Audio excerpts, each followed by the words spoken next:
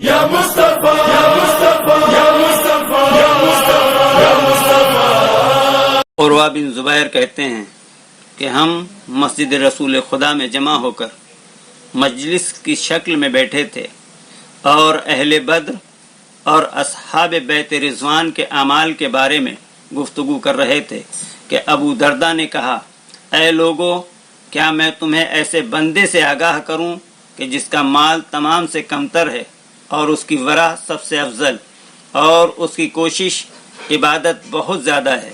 ہم نے کہا وہ کون ہے؟ کہا علی بن ابی طالب علیہ السلام۔ تو خدا کی قسم جو کوئی اس محفل میں تھا اس نے یہ سن کر منہ پھیر لیا۔ ایک انصاری نے ابو درداء سے کہا، اے عمیر، تم نے ایسی بات کی ہے کہ کسی نے تیری موافقت نہیں کی۔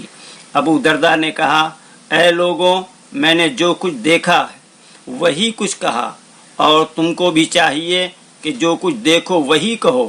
میں نے خود علی بن ابی طالب علیہ السلام کو نجار میں دیکھا کہ اپنے مولا سے علیحدہ ہو گئے اور دور کھجور کے درختوں کے جھنڈ کے پیچھے غائب ہو گئے اور میری نظروں سے اوجھل ہو گئے۔ میں نے خیال کیا کہ شاید گھر تشریف لے گئے ہیں۔ ناگاہ ایک دردناک گریے کی آواز اس جھنڈ سے آتی ہوئی محسوس ہوئی۔ میں معلوم کرنے کے لیے بڑھا کہ یہ کون ہے جو گریہ کر رہا ہے۔ جب قریب پہنچا تو آواز آنے لگی، اے خداوندہ، تیرا کرم ہے کہ میری کوتاہیوں کو تو نے نظر انداز کیا اور مجھے عظیم نعمتوں سے نوازا اور اپنے کشف کی بزرگی عنایت کی۔ بار الہ، میں اپنے گناہوں کے سلسلے میں تجھ سے مغفرت طلب کرتا ہوں، اس کے علاوہ کوئی آرزو نہیں رکھتا اور سوائے تیری رضا کے میں کچھ نہیں چاہتا۔ ابو درداء یہ جملے سن کر آگے بڑھا تو دیکھا کہ علی ہیں۔ میں نے خود کو درختوں میں پوشیدہ کر لیا۔ جناب امیر علیہ السلام نے اپنی مناجات کا سلسلہ آگے بڑھاتے ہوئے کہا، اے خداوندہ، تو ماضی کا حال جانتا ہے، تو جانتا ہے کہ میرے دل کو تیرے خوف نے جکڑ لیا ہے۔ خداوندہ، میں اس وقت سے پناہ مانگتا ہوں جب نامہ اعمال سامنے آئے گا۔ بار الہ، میں اس نامہ اعمال کے عشیر کا بار اٹھانے کے قابل بھی نہیں۔ مجھے اس بار سے محفوظ رکھ، مجھے اس بار سے محفوظ رکھ جس کو اٹھانے کی طاقت ایک پورا قبیلہ بھی نہیں رکھتا۔ یا اللہ، مجھے اس آگ سے محفوظ رکھ جو بدنوں کو اس طرح جلائے گی جیسے آگ پر جانور کو بھونا جاتا ہے، جو کلیجے اور دل کو ایسے جلا دے گی جیسے کوئلہ دہکتا ہے۔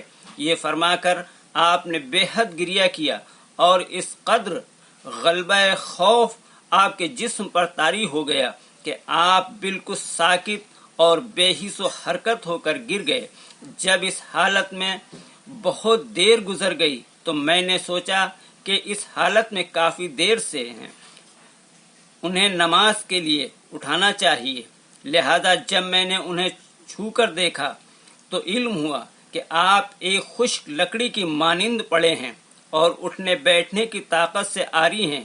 تو میری زبان سے بے اختیار یہ نکلا، انا للہ و انا الیہ راجعون جاری ہو گیا۔ خدا کی قسم، ایسا معلوم ہوا جیسے علی بن ابی طالب علیہ السلام دنیا سے رخصت ہو گئے ہیں۔ پھر میں وہاں سے ان کے گھر کی طرف چلا تاکہ ان کی موت کی خبر فاطمہ کو پہنچا دوں۔ جب میں نے ان سے ذکر کیا تو جناب فاطمہ زہرا سلام اللہ علیہا نے فرمایا، اے ابو درداء، خدا کی قسم، یہ وہ غشی ہے جو خوف خدا کے دل میں گھر کر لینے سے انہیں ہوتی ہے۔ لہذا جب علی کے چہرے پر پانی چھڑکا گیا تو وہ ہوش میں آ گئے اور مجھے گریہ کرتے دیکھ کر فرمایا، اے ابو درداء، تم سے اس وقت کیسے برداشت ہوگا جب دیکھو گے کہ مجھے حساب کے لیے بلایا گیا ہے اور سخت گیر فرشتے مجھ سے سوال کر رہے ہوں گے اور تند و خو جہنمی بھی اس میدان میں موجود ہوں گے۔ وہ وقت ایسا ہوگا کہ اپنے بھی ہاتھ کھینچ لیں گے۔ لہذا یہی چیزیں میرے خوف اور اس کیفیت کا باعث ہیں۔ اے ابو درداء، جان لو کہ خدا سے کوئی پردہ نہیں۔